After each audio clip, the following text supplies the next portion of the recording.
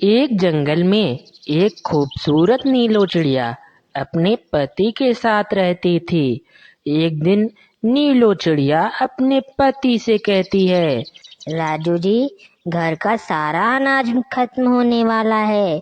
कुछ इंतजाम कीजिए, वरना हमें भूखा ही सोना पड़ेगा। हाँ नीलो, मैं जानता हूँ, लेकिन गर्मी के कारण जंगल में सूखा पड़ गया है।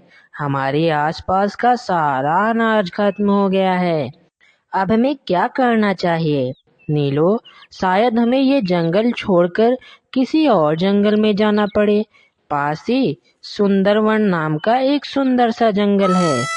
अरे, सुंदरवन में तो रेखा दीदी और कल्लू भैया भी रहते हैं। हमें वहां जाकर घोंसला बनाने के लिए जगह भी ढूंढनी होगी।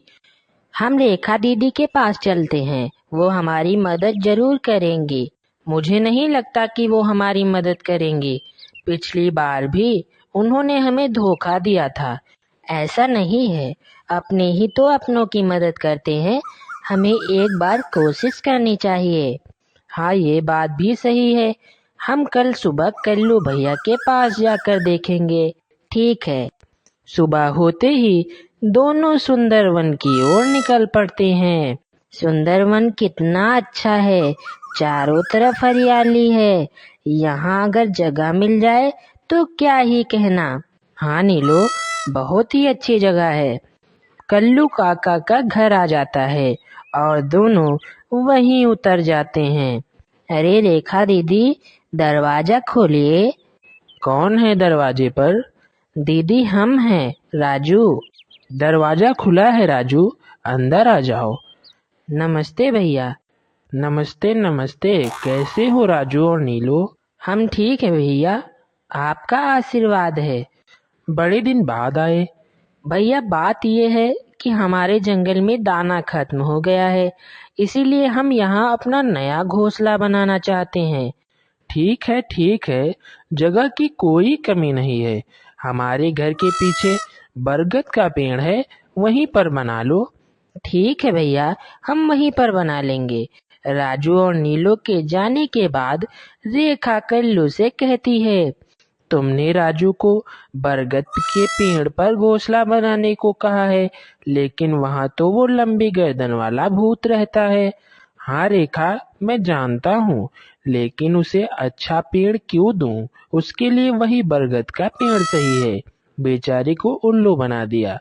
वाह, क्या दिमाग है तुम्हारा, मानना पड़ेगा।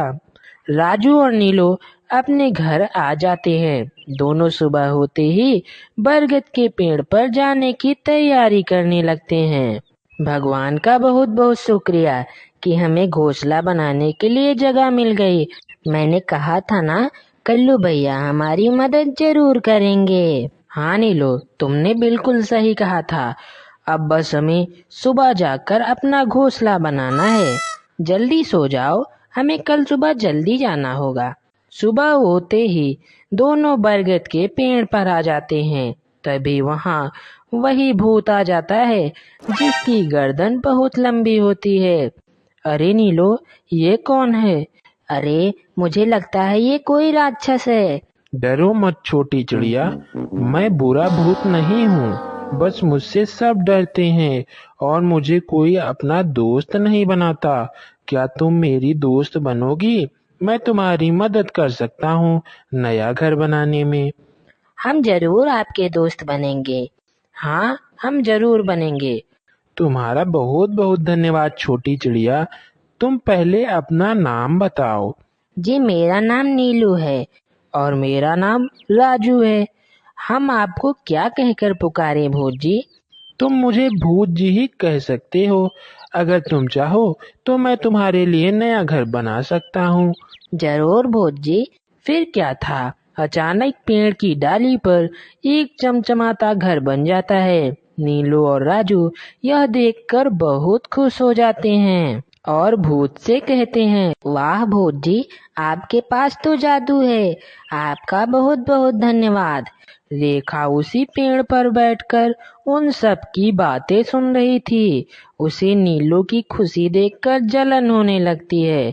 वह घर जाकर कल्लू से कहती है, अरे, तुमने एक बात देखी क्या? कौन सी बात रेखा? अरे, तुमने तो बुरा सोचकर नीलो को उस पेड़ पर जाने को कहा था, लेकिन वहां तो वो भूत उसका दोस्त बन गया है। ऐसा क्या? मैंने तो बुरा सोचकर ही भेजा था। और तो और उसने उनका पक्का घर भी तैयार कर दिया है। वो पेड़ हमारा है। हम नीलो से अगर वो पेड़ वापस ले लें तो भूत हमारा दोस्त बन जाएगा। हाँ, बात तो सही है। अब इंतजार किस बात का? जल्दी चलो। फिर क्या, दोनों बरगद के पेड़ पर पहुंच जाते हैं। पेड़ के बाहर जाकर वो देखते हैं कि राजू और नीलो कुछ सोच रहे हैं। राजू, आइए कल्लू भैया, आपका स्वागत है। सब ठीक तो है? आप इस समय कैसे? कुछ ठीक नहीं है। दरअसल मैं अपनी जमीन तुमसे वापस लेना चाहता हूँ। पर ऐसा क्यों भैया, हमसे कोई गलती हुई है क्या? नहीं, लेकिन मेरी मर्जी, मैंने ही तुम्हें ये जगह दी थी। अब मैं वापस लेना चाहता हूँ। कल्लू राजू को धमकी देकर डराता है। तभी वहां भूत आ जाता है। भूत कल्लू की सारी बातें सुन लेता है। भूत को देखते ही कल्लू डर जाता है और डर कर भाग जाता है। इस कहानी से हमें यही सीख मिलती है कि हमें गरीबों को कभी नहीं सताना चाहिए।